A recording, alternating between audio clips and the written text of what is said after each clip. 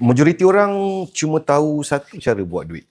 Tukar masa dengan wang. Contoh paling mudah, kau kerja 8 jam, dibayar RM100 sehari. Maksudnya kalau kau nak 200, kau kena kerja 16 jam. So itu kita panggil model pendapatan linear. Linear ni maksudnya mudah. Pendapatan kau naik ikut masa yang kau bagi.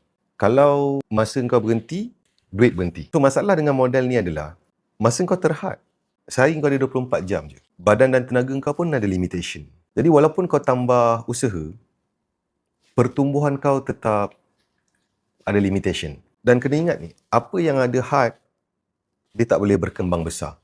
Tak kisah meniaga atau kerja. Ingat formula tu. Okay, sekarang bayangkan satu lagi model berbeza. Kau rakam satu video, kau rakam sekali je. Tapi video tu boleh ditonton 100,000 kali dan mendatangkan pendapatan. So, pendapatan boleh datang berulang kali tanpa kau perlu berdiri depan kamera selalu. So, itu dipanggil leverage. Leverage ni maksudnya kau bina sesuatu tu sekali je, tapi hasil dia berkembang berulang kali tanpa kau perlu tambah masa dan ulang setiap kali kau nak capai. So, beza dia besar kalau korang tengok. Model linear ni dia penat. Leverage pula dia membesar.